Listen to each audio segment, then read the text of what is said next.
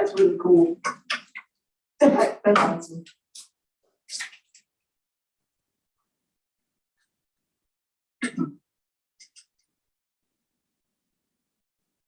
That's really cool. That's awesome. Does that mean it's on the website? It's on YouTube. Yeah, you know how That's that's really cool. linked to the. That's awesome. They did all the rest, they say. Does that mean it's on the website? It's on YouTube. Yeah, you know how that's really cool. That's awesome. Are we backwards? It seems that way because of how this movie does. There we go. So, the camera, Where is the camera? it's that little bar that you see. Oh, that one, the one that you're moving around. Yeah, it's like, whoa. And then there's a refocus button where it'll try and find who's talking.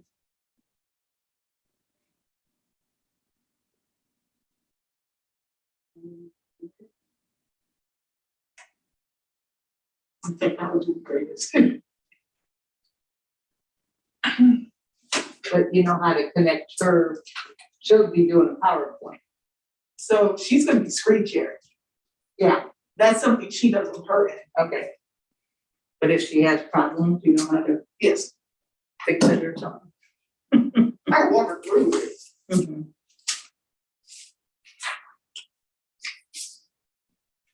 Okay, so.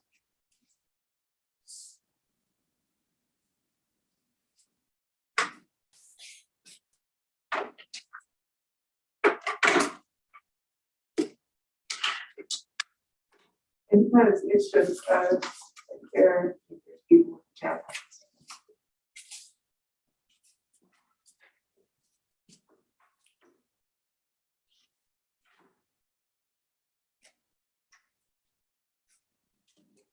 So gee, you should focus in on that. That's too much? There we go, perfect. No camera time for us. It was backwards.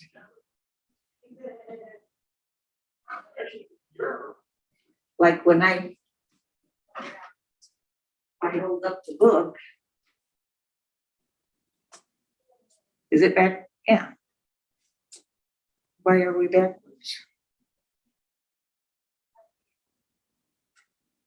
I don't know. Josh is aware and he said he doesn't know. Mm-hmm.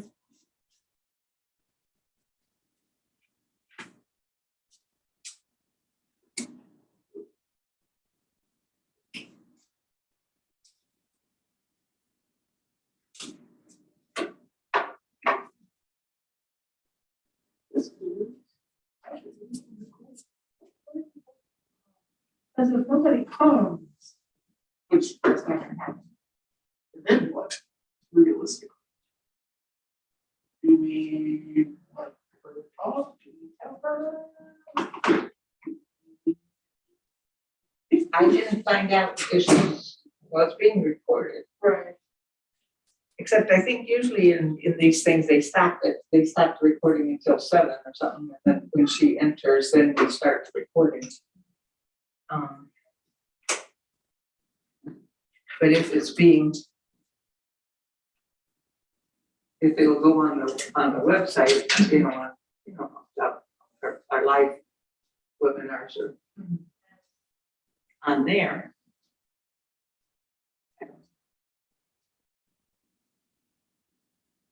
I think she gets here a little early that way. He sets up his screen share. Like I said, how do we connect with her? And then how do you take any questions? Any questions? Well, the questions show up in chat. With that, and that's assuming there are other people watching. Well, theoretically. I have more faith in them for the people watching then it's showing up here. And since the questions are for her, it's also on her to navigate the chat as well. Except while she's, I guess you could wait till after. And that's what most people do, is they'll just let the chat go on as the webinar is happening. And then at the end, they leave like 10 or 15 minutes to answer questions in the chat. So we'll start with that. Except when they go to the library personnel is the one who's monitoring the chat, so that they have the questions ready. So you could Well, rule out the redundant or ones that say, where are you from? And then in the next minute or so, she just says, I'm from Georgia, you know, so then you don't need to ask that question. But she's already said that. I will do my best with answering the questions. But what I'm saying is, how can you monitor them?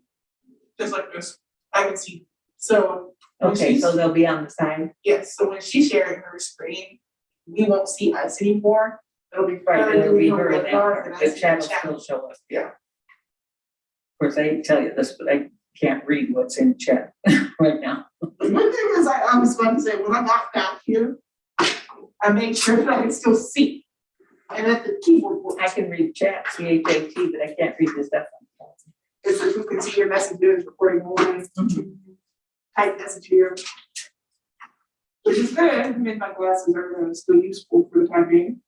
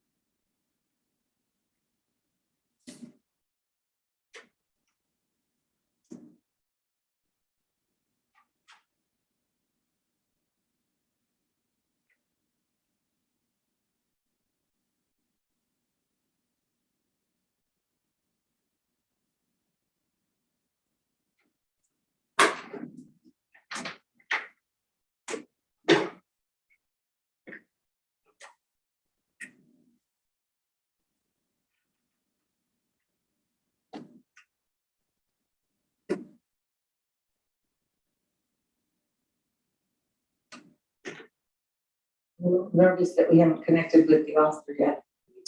Isn't this the part where you hop up and make sure you have a secure connection and do sound check and all?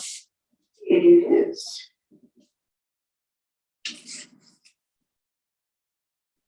Um,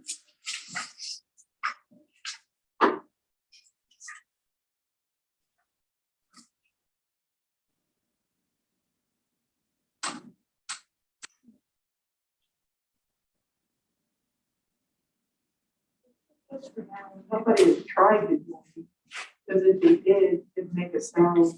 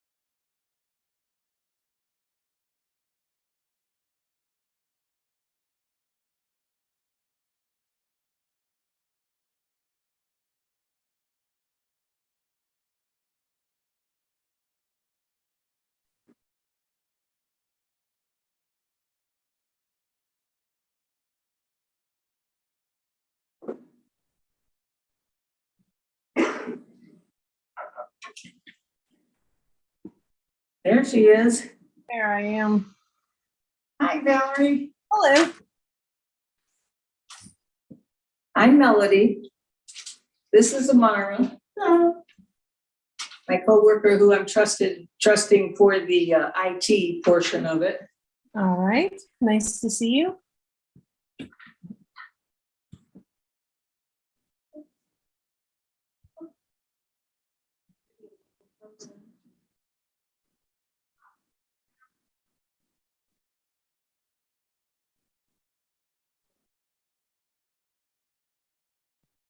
Are you still able to hear me? Yes, Okay. you're not moving though. Yeah, I saw that. I looked frozen there, and I'm not sure what's going on with that. Well, you moved. now, Yeah, I've actually lost the screen altogether. When I pulled up the PowerPoint, it went away. That's odd. That's never happened to me before.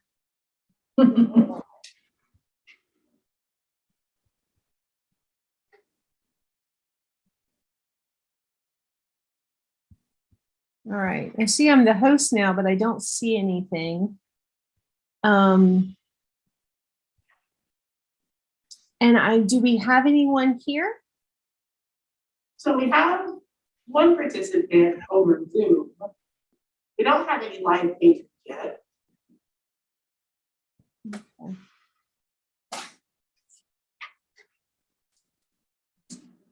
Okay. Now I'm seeing, but it is freezing up badly. Is it freezing from your end? Unfortunately, Yes. All right. Let me see what I can do about that. My husband's on another Zoom meeting, and let me see if I can get him off.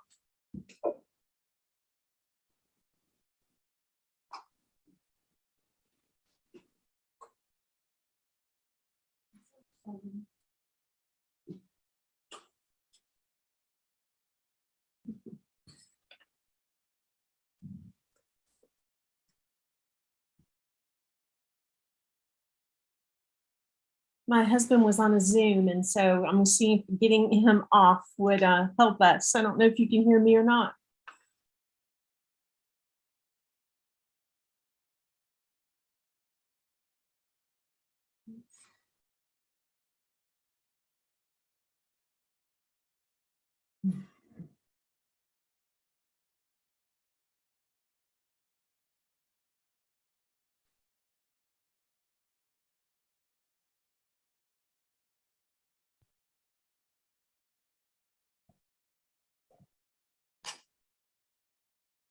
I seem to be just the frozen, and I don't know why.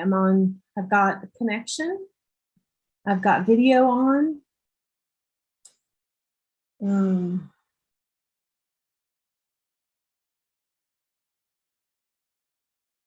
I'll try one more thing, see if I can.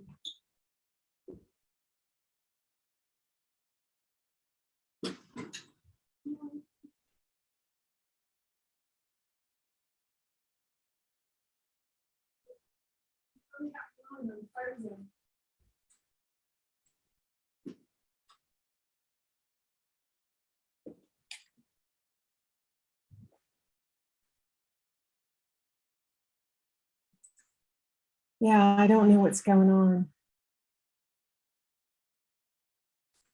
Nobody else is using any networks in my house, and I have a good connection usually. I've never had this happen.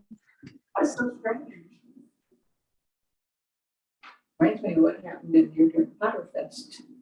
Let's Yep. try doing the slideshow and Okay. see if that helps. Are you screen sharing? Let's see. Yeah. Let's do the share screen. Is it following me? Okay, is that working now? It is. Yeah, we can see it. We could see your PowerPoint just fine. And can you hear the video? Yes. Okay, then I think we're good enough to go ahead. Does that work for you? Yes. Okay. Do you want to wait to see if anyone else comes, or would you like to go ahead? Well, I think since it's 12 after, we should be okay. Okay. So I would like to welcome, we have one participant, P. Miller. Can you hear us okay? Let's see, how can she respond? Can you unmute yourself or chat whether you can hear us?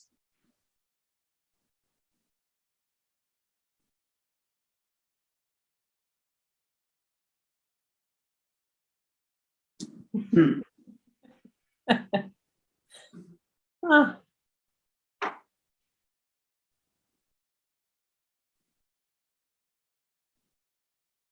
Is this live on our channel right now?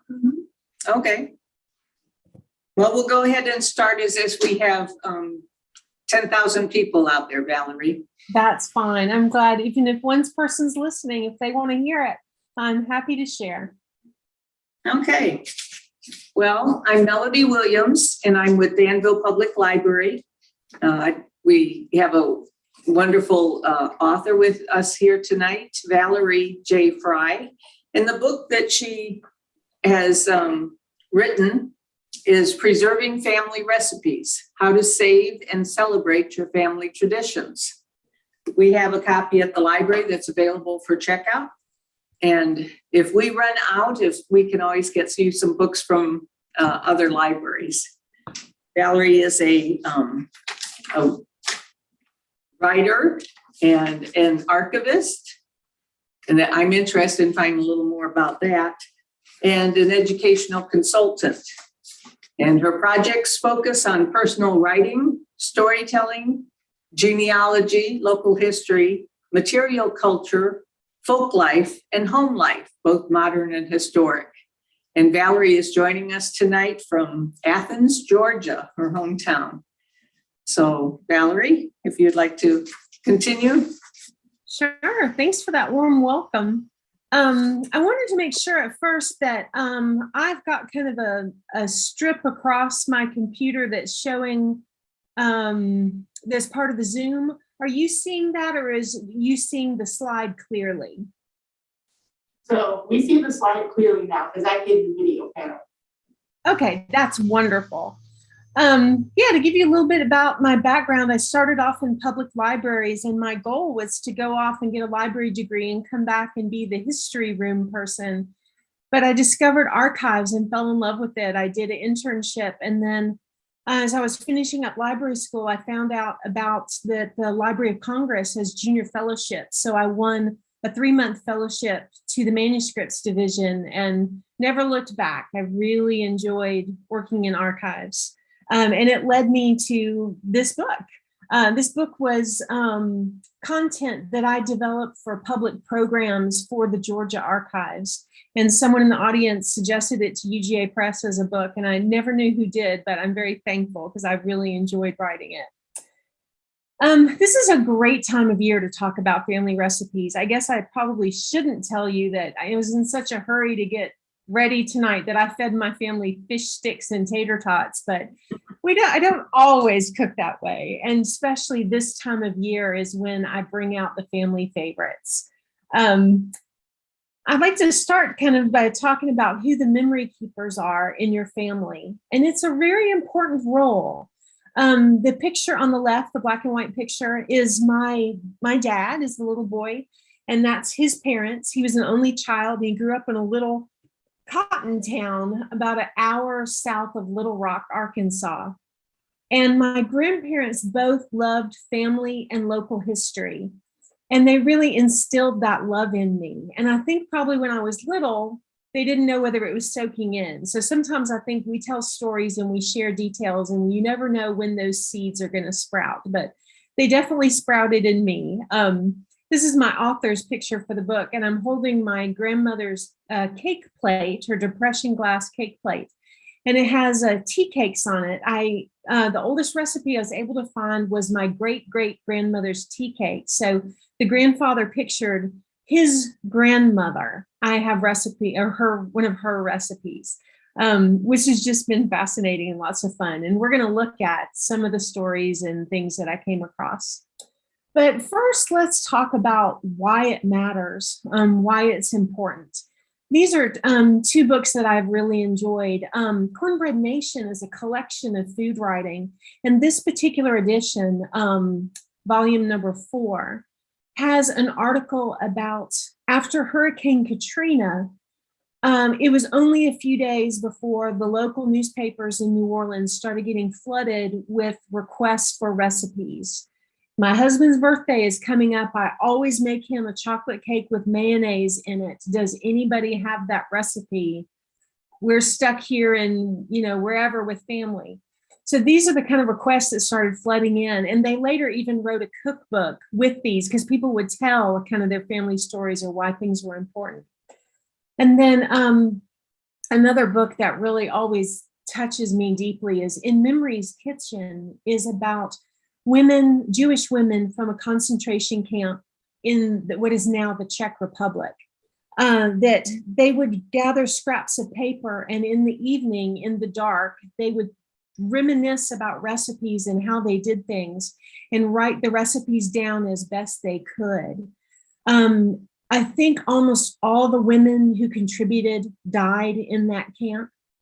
But one of the women who worked on it, her daughter survived and was taken to New York City, got married. And in the 1960s, there was a knock on the door.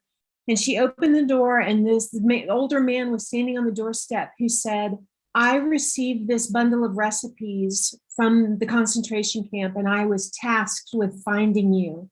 And it took him a good 2 decades to track her down.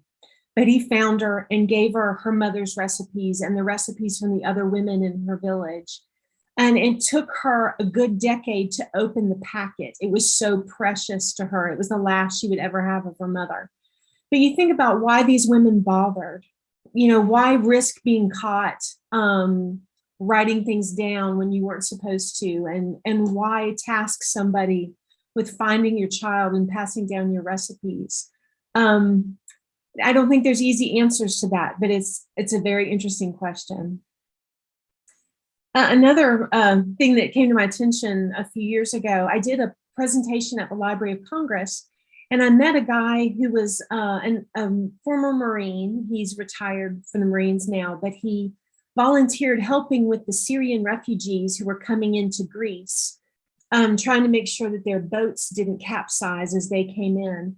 And he has started, he calls it NooshTube, and it's a website where people can share recipes and cultures.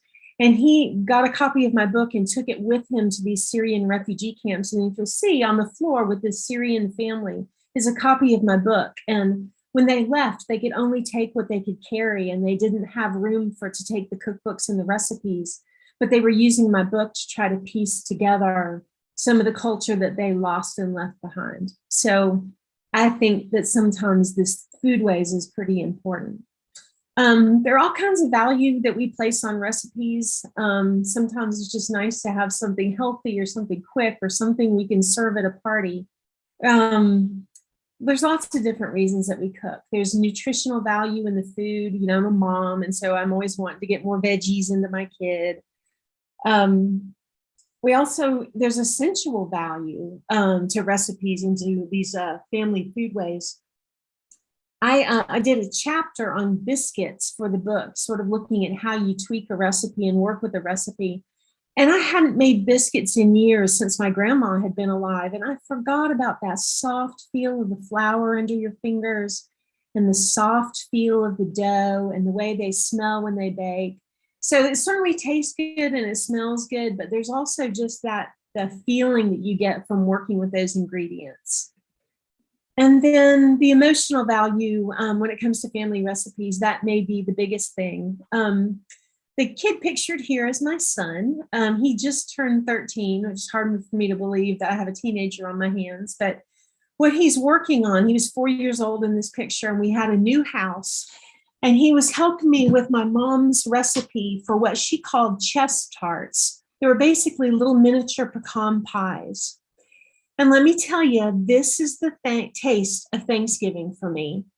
Turkey, you can buy a turkey anywhere. There's lots of different kinds of stuffing and green beans, but it was the only place I ever had these particular little tarts were my mom, and she would make them, dozens of them, and place them in shirt boxes. And she would carry them to Arkansas, where we always had Thanksgiving.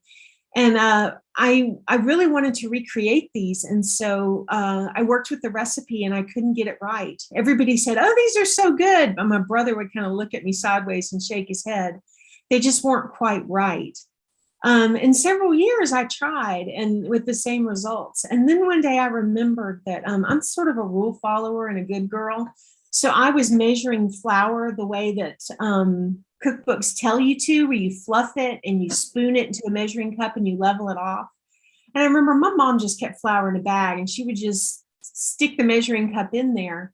Well, what that does is compact the flour. So my mom was using a lot more flour than I was. So I measured the flour her way and then weighed it to see what the actual measurement was. And that year, the year I took these pictures, they were right. My brother took one bite and he closed his eyes and just chewed for a minute. And then he said, this is a little round time machine. And I think sometimes those bites of food that are so deeply familiar, they really can transport us kind of to another time and place. There's also historic value to recipes, and we're going to talk about that tonight and sort of look at some of the history that's hidden maybe in your recipe box that you don't think about. So we'll be looking at some of my recipes and showing you some of the things that I learned and found, and maybe it will help reflect some of the things that you have in your recipe box. Family history and culinary history and social history can really be wound into or tucked into, woven into these recipes. The pictures you see here, that's my parents as newlyweds. They got married in 1962. My dad had left Arkansas and joined the Air Force and met a buddy who convinced him to go to college in Washington State. And he met my mother, who was she was the daughter of a peppermint farmer from just across the Columbia River. And they met and got married. My dad's parents, they were not able to travel to the Pacific Northwest for the wedding. It was kind of, travel was harder back then, and my grandmother was not in good health at that time.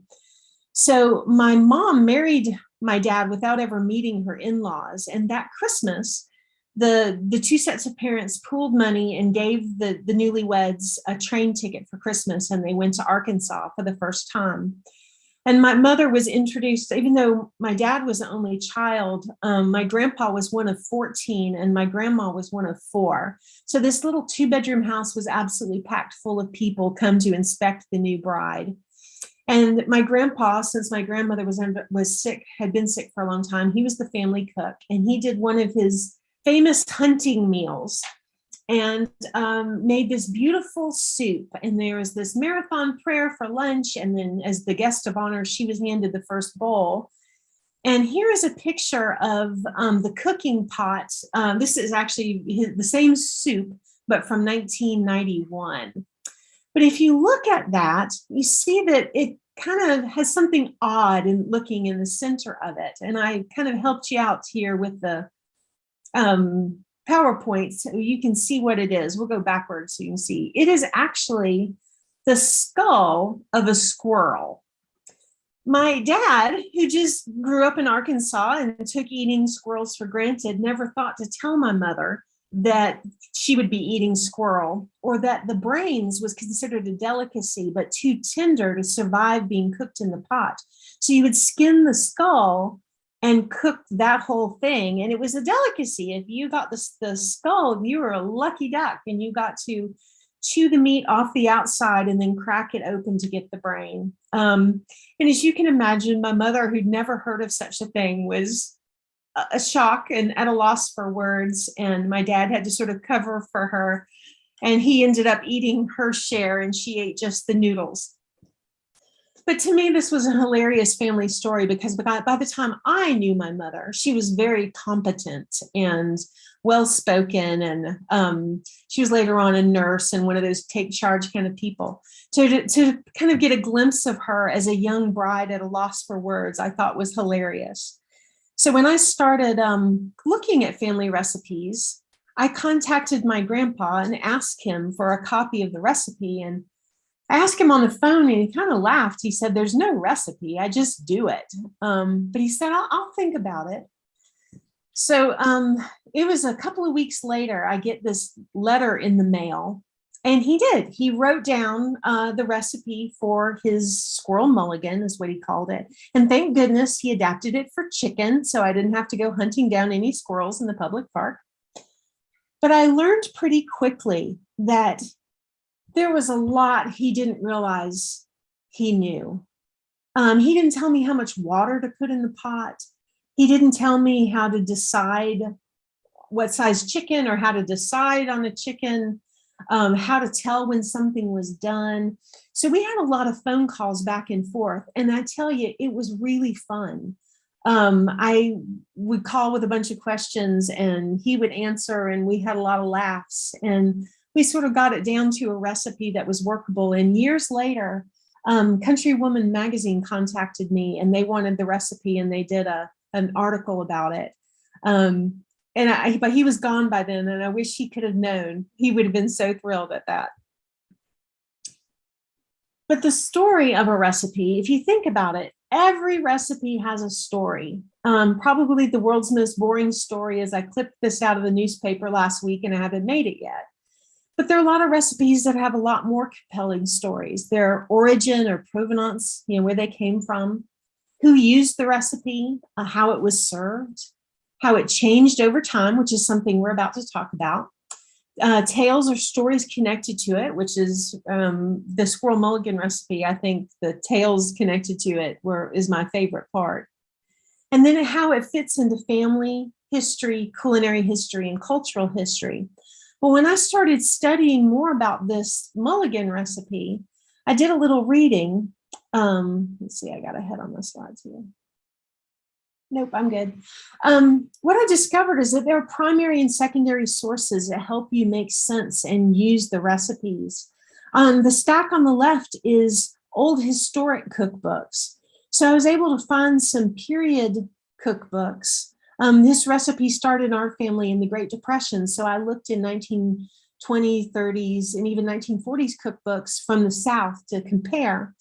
And then I also looked at some of the secondary sources where food historians and other historians have written about American foodways and Southern foodways. And what I discovered is that mulligan was from the South. It's kind of a cousin to things like Kentucky's burgoo or Brunswick stew from the different places that claim it. Virginia, Maryland, and Georgia all claim that Brunswick stew started with them. But it's sort of one of those things you throw whatever you've got into the pot. And during the Great Depression, the hobos would collect what they could collect and put it all together and it would become a mulligan. So that was really interesting to me that it was connected with the South and it was connected with its time and its place. And so I started looking at a lot of my family recipes with more of a historian's eye. So let's go and do another recipe story and see more about what was behind it. So that is my finger there on the day that I got engaged. I had been long looking for Mr. Wright, and I didn't know that I should have been looking for Lieutenant Colonel Wright. I met an Air Force officer, and the rest is history. But what I soon discovered is when you marry into the military life, what that adds up to very quickly is a whole pile of moving boxes and a new place. So we married in November of 2007, and by the middle of 2008, I had a baby on the way, and we were on our way to Berkeley, California for my husband to be detachment commander of the Cal Berkeley ROTC. I left everything I knew behind. I had lived in Tennessee and in Georgia and in Washington, D.C., but I'd always lived within driving distance of my people. And suddenly I was not. And I was writing about foodways, and the month after our first wedding anniversary, this little guy popped up. And while I'm at home working on, various foodways, it made me think of my mom so often, and about my brother and about the things I had learned from my mom. And I'll be honest with you, it ended up with one teary afternoon, me calling my brother and telling him what I really missed was my mom's spaghetti. And she had never written anything down, but she had forced us both to cook one night a week when we were in high school, thank goodness. So my mom had been gone she had died when I was in my early 20s, and so had my dad. So my brother and I, we pieced together her spaghetti recipe as best we could. And if you are of Italian descent, I'm going to ask you to please just don't even look. This is very lowbrow. This is not pasta. This is spaghetti. My mom would just, use she always bought ground beef as a bargain when it was on sale. She'd buy large quantities and cut it up to pieces and put it in the freezer. So you knew it was spaghetti night when you would come out for breakfast in the morning, and there'd be a chunk of ground beef in a plastic bag thawing on the side of the sink. But this was her recipe, and it actually tastes pretty good, at least for me. It's the taste of home. So I started in making this in my rental house in Berkeley, California, and I soon discovered that even though I had inherited my mom's iron skillet that she used every time, I had one of those fancy glass inversion cooktops, and you're not allowed to use cast iron on them.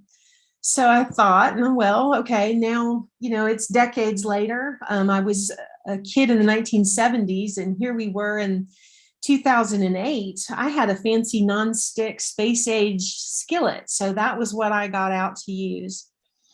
And then I wasn't going to leave a bunch of ground beef sitting on the side of the sink. So I used a microwave, which we didn't have when I was little. And then I started to realize, as I looked at this recipe, that I began to change so many things about it. And we're going to kind of breeze through this. So I'm not trying to get you to take note of each change, but rather just to take a ride with me here and see what happened. I ended up using either free-range ground turkey or grass-fed bison. I was living in one of the foodie capitals of America, so why not? I started using fresh cracked pepper and my mom's light salt that she used because of my dad's high blood pressure. I mean, it doesn't taste good, so I did sea salt. And Georgia is famous for Vidalia onions. If you want to see a happy newlywed stuck 2,000 miles from home, it's one who's found a Georgia onion in the grocery store. When I was pregnant, and they told me not to eat out of cans because of the lining, so I was buying these BPA-free cartons, and then I discovered the farmer's market. So I'm buying heirloom tomatoes and fresh basil leaves. I needed more protein, so I'm using that high protein, high fiber spaghetti noodles. And by the time my kid came around, I couldn't do he couldn't twirl pasta around a fork. So we just ended up with toddler friendly shapes that he could pick up. And even the lump of shortening that my mom used to drop into the water to keep it from boiling over, it was now trans fat free. So I got to thinking, is this even my mom's spaghetti anymore? I mean, you look at this, how many changes were made to this recipe? And the answer is, yeah, it tastes like my mom's. I think if she was here, she would admit that it tastes a little bit better because of the fresh ingredients. But the thing is that recipes change. They change because of technology, like the microwave and the space age cooking pan. When I was a kid in Athens, Georgia, we had a very small and modest grocery store. And now I can get things from all over the world, even though I live near the same neighborhood where I grew up. The health knowledge changes things. I now usually use turkey rather than beef. What we know about the environment, how much cooking experience I have, how much time I have, and the needs and preferences of my family. But if you think about it, all those things are what we just talked about, the social history, the cultural history, the family history. Those are the reasons why this recipe changed. All right, so let's look at some really historic recipes. Since we've looked at some modern ones from my life, we'll go back. We're going to jump back pretty far here. This is a recipe for boiled Indian meal pudding. Mix 1 quart of cornmeal with 3 quarts of milk. Take care it be not lumpy. Add 3 eggs and a gill of molasses. It must be put on at sunrise to eat at 3 o'clock. The art of this pudding is tying the bag properly as the meal swells very much. All right, I don't know about you, but the first time I read this recipe, all I could think of was, I had no idea what it was talking about. I didn't know what a gill or a jill. It's actually usually pronounced in America, jill.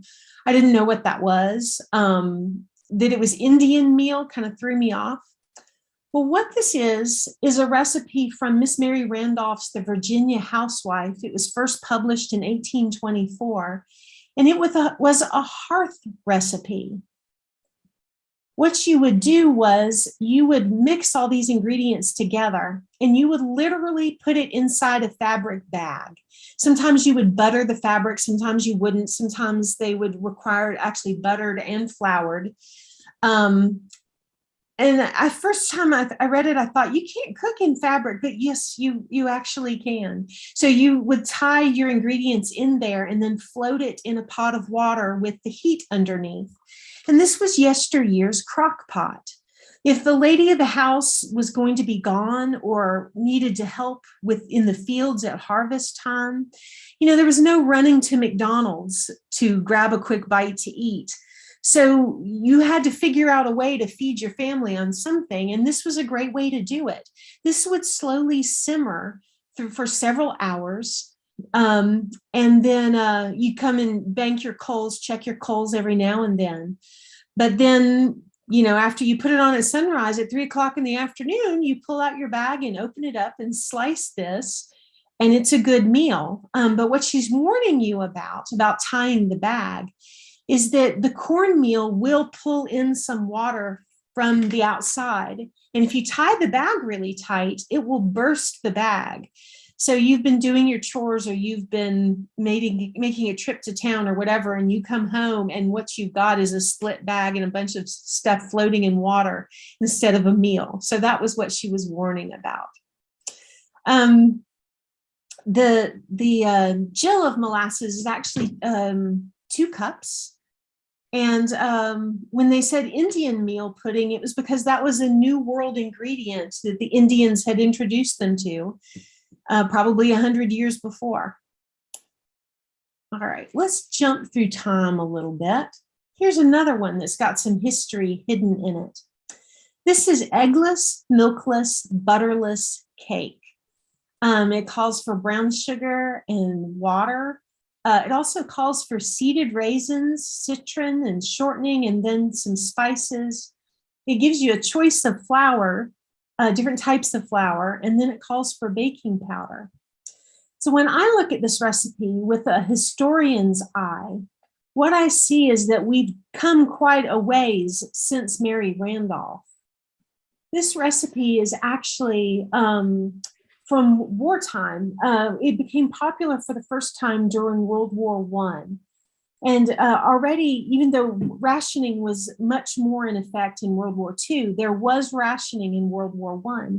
And so to make a cake that didn't call for eggs, milk, and butter would have been easier with your ration coupons. And also during wartime, even if you could get those items, if you lived on a farm, you probably had eggs, milk, and butter. But if you lived in a city, you were paying high prices, both during wartime and during the Great Depression.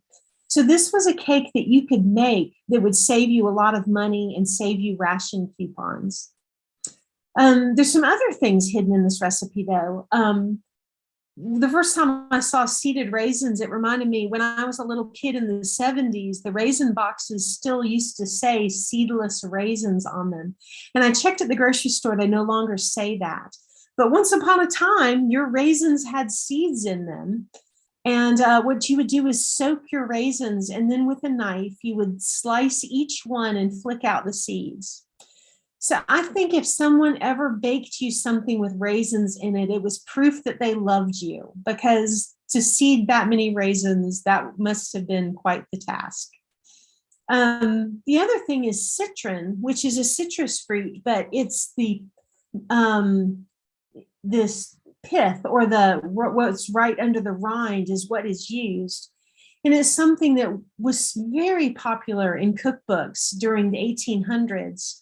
And now we only see it in the grocery stores at Christmas time when it's fruitcake making time. My local grocery store, I checked just this week, and the citron is there, and it's in a little tub, and it's been dyed green, and it's little candy cubes that go in the fruitcake. But back in the day, citron was something that wasn't uncommon to put in a cake. There's seasonings that are called for, so there's spices like nutmeg and cinnamon, which by the time this recipe was written was a common household ingredient. But 100 years before, in Mary Randolph's time, those would have been very expensive ingredients brought by clipper ship from around the world. So that's another key to me, that this recipe is farther in time than the recipe we looked at before. The difference in flours there, where it's calling for corn, wheat, rye, or barley, and you have some choices. That's again for the rationing. Usually it was wheat flour that was rationed. So if you could make a cake with a different type of flour, you could save your ration coupons. And then the last thing, baking powder really came about in the middle of the 1800s and slowly gained popularity. But a lot of the older recipes for cakes, you would separate your eggs and whip the yolks and the whites separately and fold them in, and that's how you got the bubbles in your cake. So when I see this recipe calling for baking powder, I know that the recipe was at least after probably 1850. All right, let's get in our time machine, our food time machine, and jump forward one more time. This was actually from my grandma's recipe box. And it's for socket toomey cake, and it calls for a cake mix and oil and sour cream, eggs, and nuts. And then you put some cinnamon and brown sugar between the halves after you bake it, after you bake it. For those of you who were around in the 1960s or saw the reruns, socket toomey was sort of a catchphrase from the television show Laugh-In. And this cake was sort of threw back to that era. So when I went researching more about this cake, I found out that it sort of popped up in Oklahoma and became very popular. It's by today's standards, we would say it went viral, but there was no social media back then. So it was just being passed from one person to the next. But because my grandmother was in Arkansas, I think it came over the state line, and it was one of the things that she liked to make.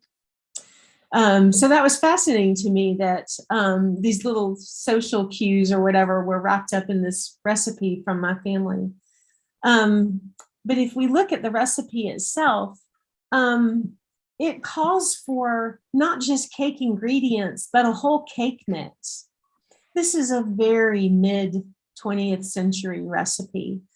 Julia Child called something like this an assembly rather than a recipe, because you're really just sort of doctoring up a cake mix. And I certainly do not want to be snobby about that. This cake is really good. My mom made a lot of things that were assemblies. I grew up on them, and they're wonderful. But it is a different type of cooking. And I think in some ways we've kind of come out the other side, and we don't do, some people like to cook this way and some people don't. So I wanted to pull this together. I sent a handout, and if I don't know how that could be dispersed, but anyway, I do have a handout with this socket toomey cake recipe in case you're interested. But I also wanted to show you, this is sort of the format that I have started using for recipes. I get that question a lot, like, what format do I write recipes in? And this is what I came up with, it to put the list of ingredients first and put them in chronological order in which they'll be used. I love to separate my steps and to number them, because then if I'm talking about the recipe with somebody else, if they have a problem, I can say, are you having a problem with step 2 or 3? And then it's easier to talk about. But also, if I get a phone call in the middle of cooking, I can remember, oop, I stopped at step 4. So I'm a fan of doing that. And I always add my cooking notes. So maybe ways that I change the recipe or what I serve it with. And I also add history notes. So I try to put in where I got the recipe. And if I can, if it's in someone's handwriting, I'll do a little scan it in and add it and a picture of that person. So it just sort of brings the family history all together. And I've really enjoyed doing this. I have recipe binders that I made for my son. And when I do my recipes this way, he has learned a lot of his family history through these cookbooks. The people he never got to meet, he knows them on sight through photographs because the photos that were in these cookbooks. He even knows their handwriting. And that is really a warm fuzzy for me when I lost my parents when I was in my early 20s, that he knows stories and he knows the people they used to talk about. And so that's why I do this way. Everybody can kind of find their own sweet spot for how they like to do recipes. I find if I print them out this way, then I can put them in plastic sleeves and 3-ring binders. And then if I update something or change something, I just print out a new copy on my computer. And then if my house ever burns down, or if there's ever a hurricane like Katrina that blows everything out to sea, I have my computer completely backed up on an external hard drive, but also a backup service to Utah. So the chances of me losing my recipes is far less because I've taken the time to type them up and to add the pictures and all that. So that's my format for recipes. Now let me ask, do we need to wind up this program on the hour, or do we have full time? It's up to you.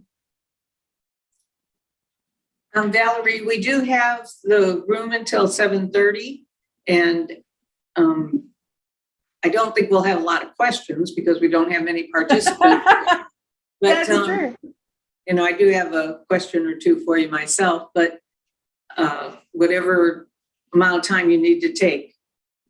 Okay, then I'll go ahead and do this next part. And then, if there are any questions, I'm happy to take questions from anybody.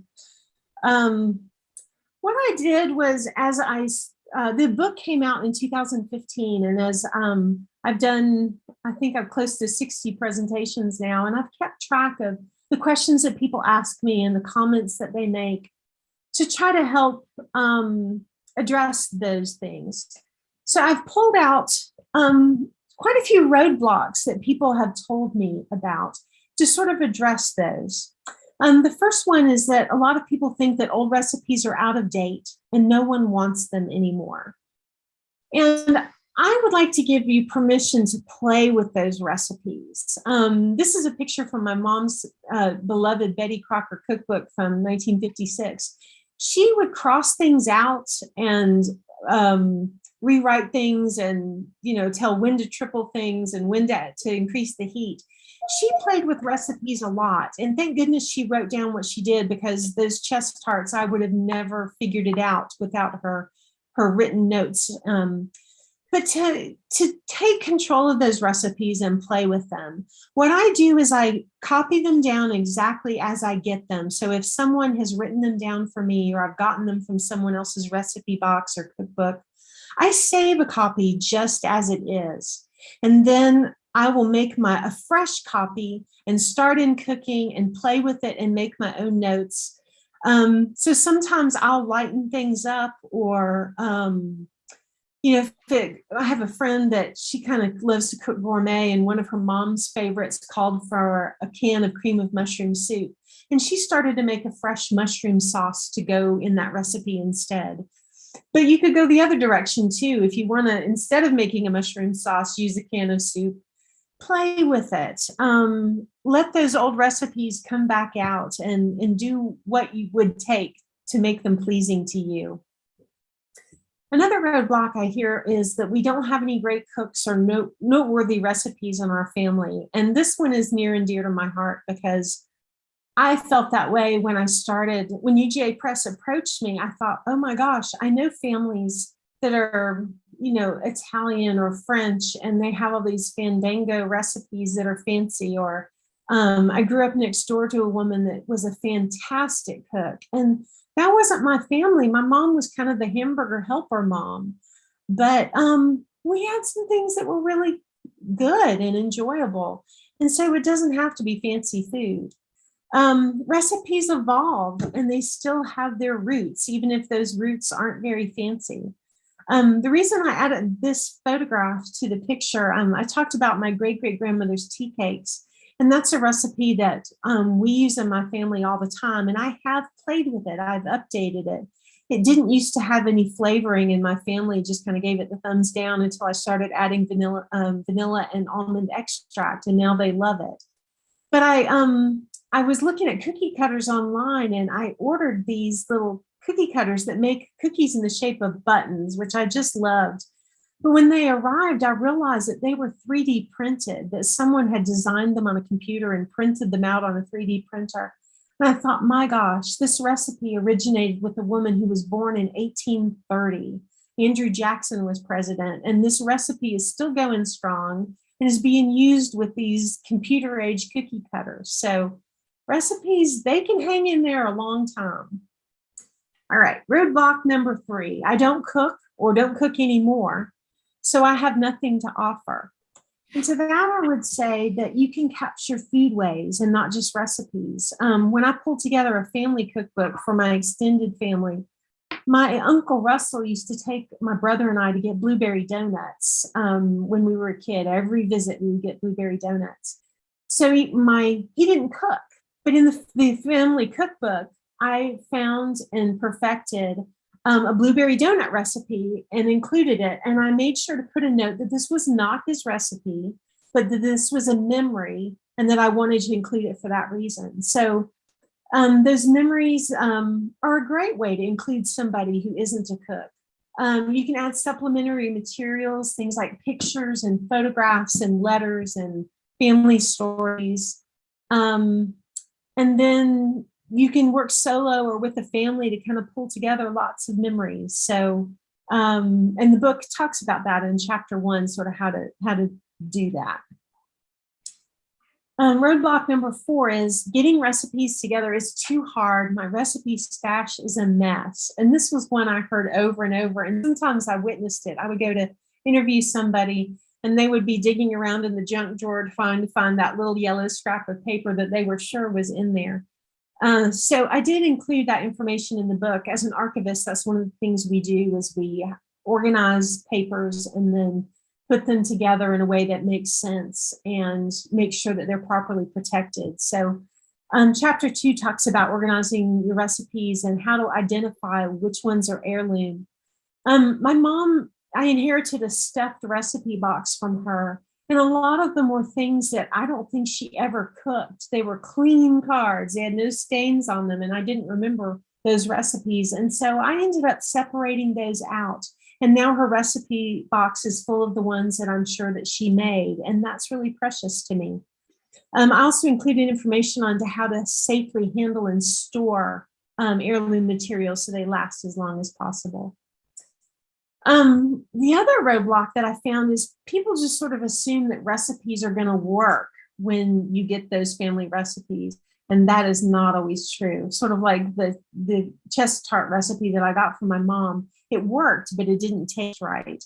So a lot of my research for this book was how to adjust a recipe, how to clarify it or modify it to adjust it so that it works right or tastes right. From my maternal grandmother, I inherited a caramel corn recipe and I couldn't get it to work. And then doing research on that recipe, on a website, allrecipes.com is one of my favorite places to look for contemporary recipes. And somebody noted on a caramel corn recipe that if you use sugar beet sugar, it doesn't perform at a high temperature the same way that cane sugar will. So I switched to cane sugar and I've never had trouble with the recipe since. So sometimes doing a little research helps you unlock a recipe. And then part of that is sometimes you have recipes from other regions or other parts of the world. So how to translate recipes and convert measurements and find suitable ingredients. The web really makes that possible in a way that was never possible before. Even when I was living in California for those 4 years, I finally just resorted to mail order grits because nothing I found in California was good enough for this Georgia girl. And that's wonderful that that's possible. So chapter 4 kind of deals with some of those kind of problems. Roadblock number 6 is that the cooks in my family don't use recipes, so there's nothing to share. And that was, again, a key component to this book was figuring out how do you work with somebody like I worked with my grandpa on the mulligan recipe.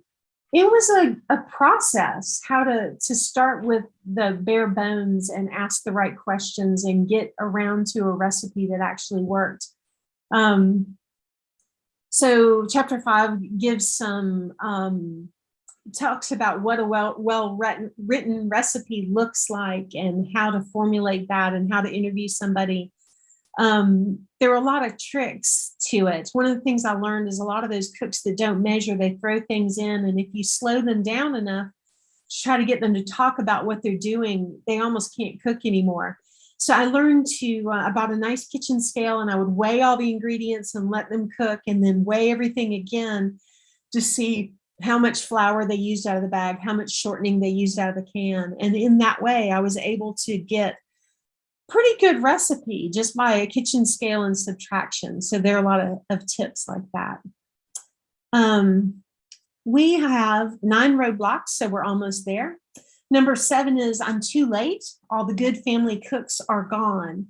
And so chapter 6 talks about how to research family recipes. I discovered doing research that some of my cousins had put recipes in the newspaper. I didn't know it, but the Cleveland County, Arkansas newspaper had a column for years that was sharing recipes, and some of my cousins were in it. Using different types of research processes. When I started this book, I had 2 recipes from one of my great grandmothers, and I now have recipes from all 4, which I would have thought was impossible because I never met any of them. They're all gone before I was born. But if you know the right places to look, sometimes you can really uncover some treasures, including old community cookbooks and asking neighbors and family friends. A lot of times those old time cooks that didn't use recipes, they just had everything in their head. They would write things down for the new bride in their church or that sort of thing. So sometimes if you know where to ask, you can come up with family recipes. Roadblock number 8 is I don't have time for a project, and that I certainly understand. For me, going one recipe at a time has been the way to do it. I'm really impressed with people who do the little spiral bound cookbooks. But the way I've done it is one recipe at a time, and I put them in spiral, the 3-ring notebooks, and update them. So it doesn't feel like I have to be perfect. If I work with the recipe again in 3 months and get it even down better, I just print out a new copy and slide it into my notebook. So that's what's worked for me.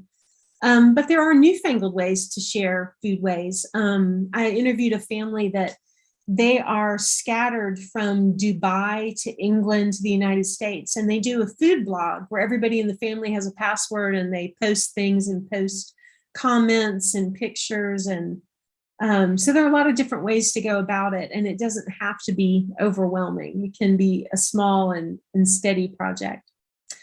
And then last of all, the last roadblock is that nobody is interested but me.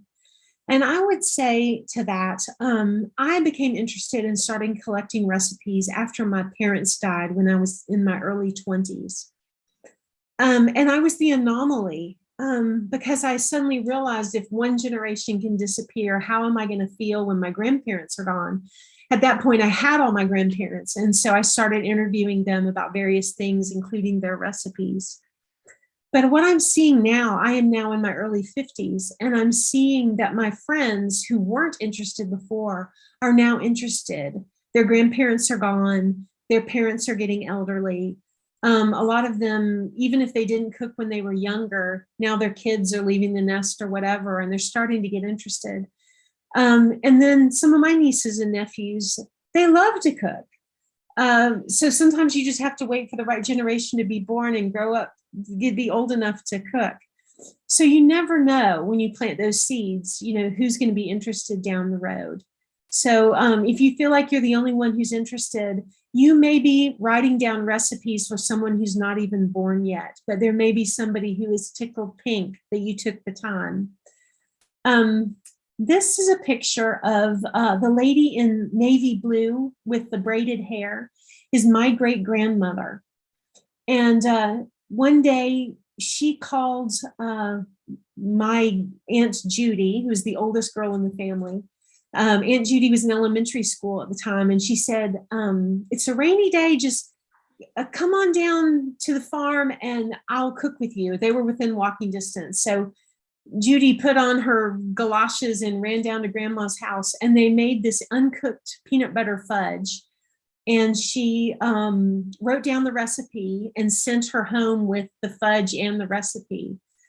Well, to tell you the truth, my Aunt Judy didn't like it very much. And so she didn't use it. She tried it once and made it for her kids, and they didn't like it.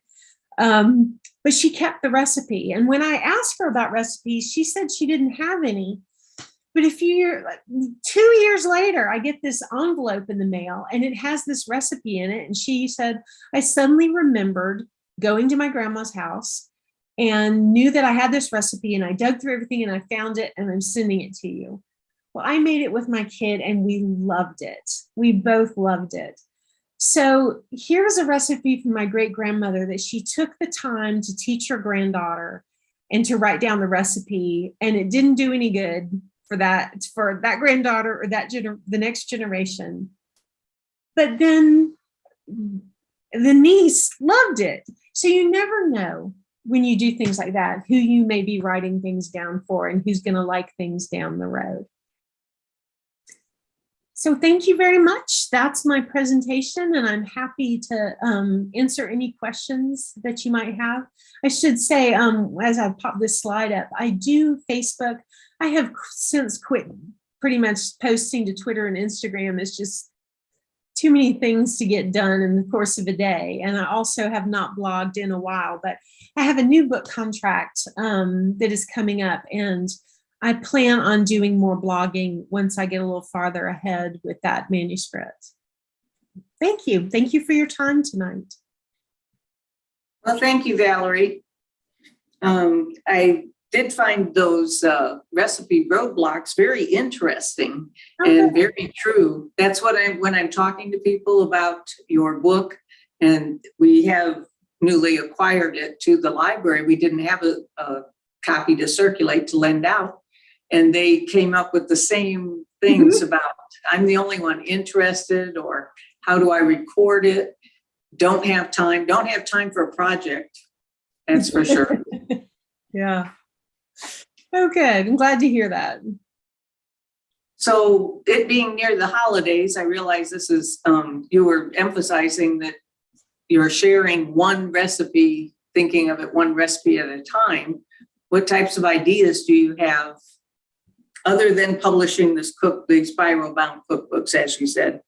What other ideas do you have for sharing, getting enthusiasm for being interested in the recipes? Well, first of all, I always recommend that you talk with first think for yourself and then ask other family members, what would you really miss the most if you never tasted it or never smelled it again?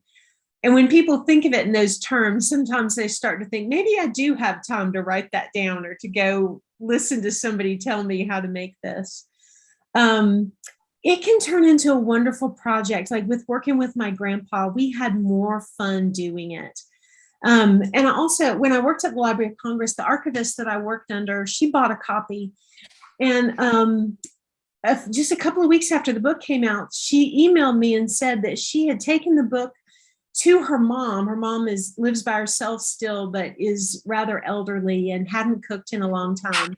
But they got to talking about it, and they went down in the basement and they found the old recipes and dug them out.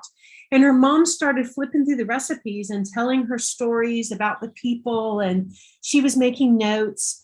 And she said they had the best weekend they'd had in a long time, strolling down memory lane via the old family recipe box.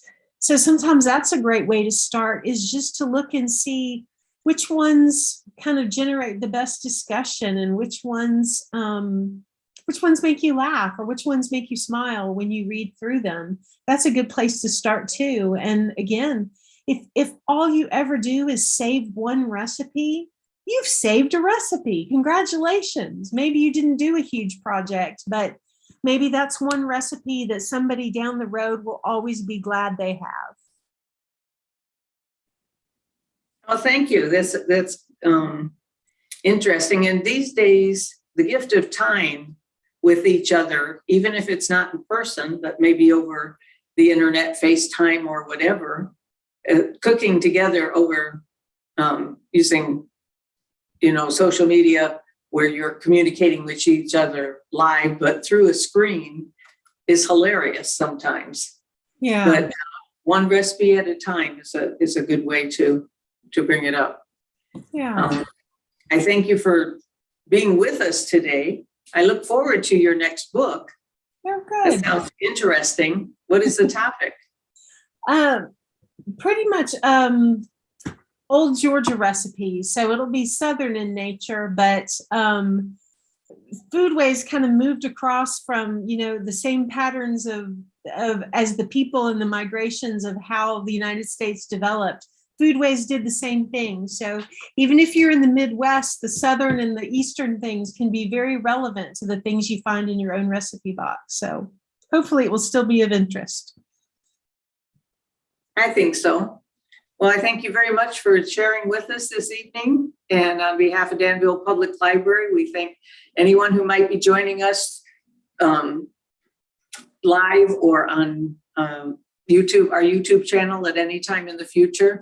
Please contact the library at danvillepubliclibrary.org. If you would like to be interested, you'll get the contact information, and you can borrow the book. You can get we have that recipe for that socket to me cake here, and also a few bookmarks that Valerie had sent out. So bookmarks at a library, imagine that. And so thank you very much for joining us, and we hope to see you in the library. Thank you, Valerie. Thank you. I'll go ahead and sign off now. If you need anything from me, you can email me or give me a call. Thank you very much. All right. Thank you. Bye-bye.